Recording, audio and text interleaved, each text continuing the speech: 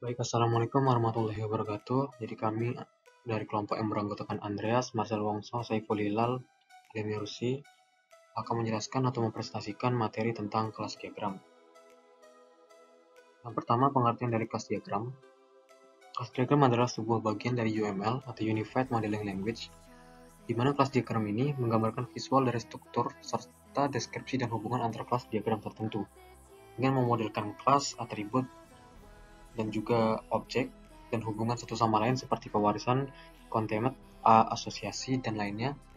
Kelas diagram juga memberikan gambaran diagram statis tentang sistem atau perangkat lunak dan relasi-relasi yang ada di dalamnya. Yang kedua adalah relasi pada kelas diagram. Jadi untuk relasi yang ada pada kelas diagram itu ada 6.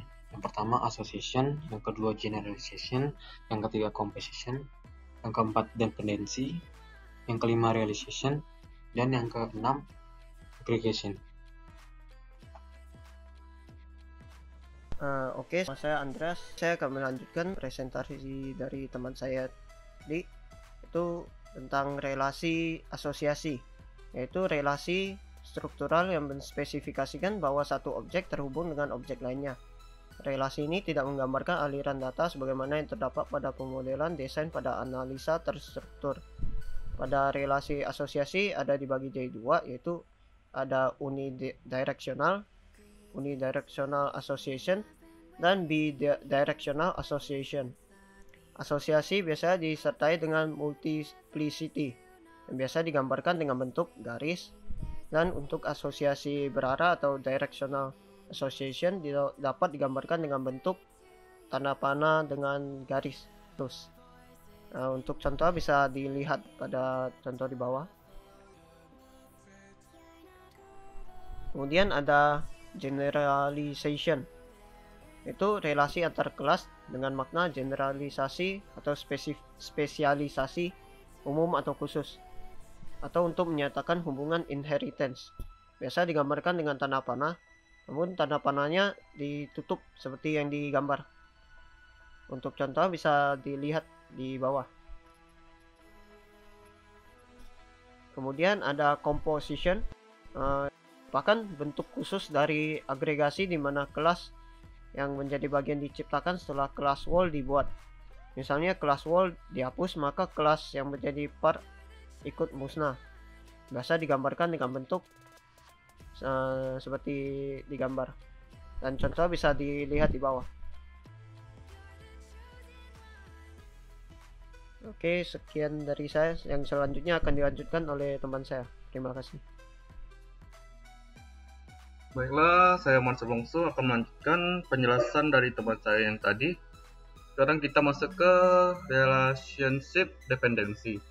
Dependency merupakan sebuah relasi yang menyebutkan bahwa perubahan pada suatu kelas, misal kelas event, maka akan mempengaruhi kelas lainnya yang menggunakannya, misalnya kelas window, tetapi tidak berlaku sebaliknya.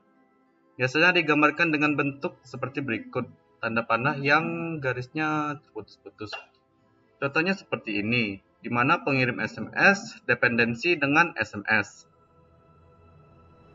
Berikutnya realization, yaitu hubungan antar kelas, di mana sebuah kelas memiliki keharusan untuk mengikuti aturan yang ditetapkan oleh kelas lainnya.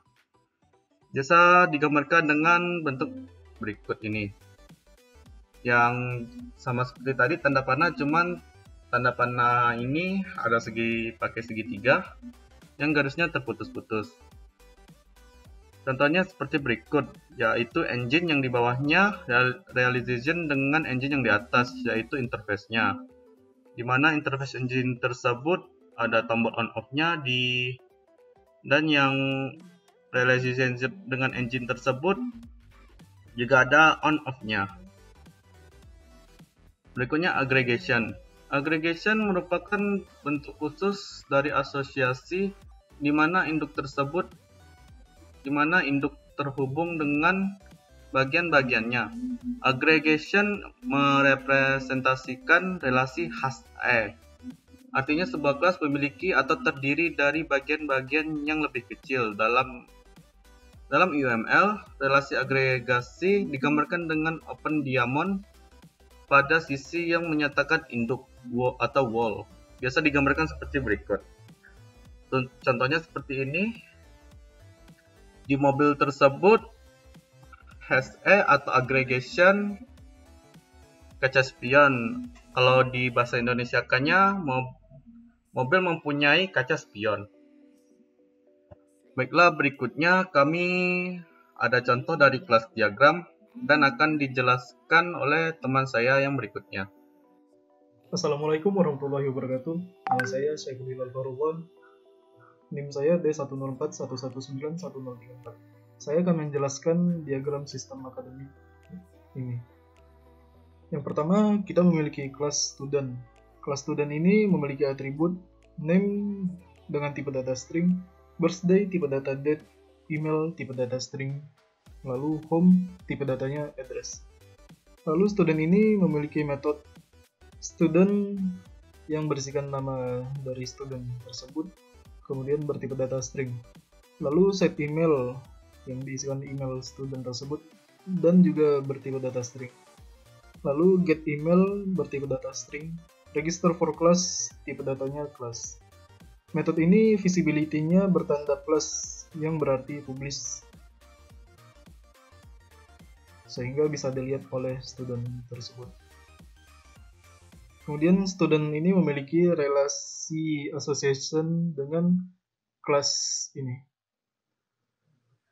Kelas memiliki atribut kode dengan tipe data string, lalu semester tipe data string, kemudian status kelas bertipe data integer.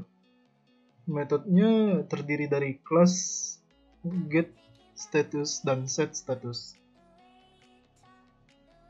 Metode kelas terdiri dari course, tipe datanya course, lalu section, tipe datanya string. Kemudian ada semester juga. Set status ini berisikan status kelas bertipe data integer. Kemudian get status bertipe data integer juga. Metodenya visibility-nya bertanda plus sama seperti student, sehingga metodenya publish. Kemudian kelas memiliki 3 relasi association dengan kelas course, kelas instruktur, dan kelas graduate. Kelas course ini memiliki atribut title dengan tipe data string, description tipe datanya string juga, lalu credit yang bertipe data integer.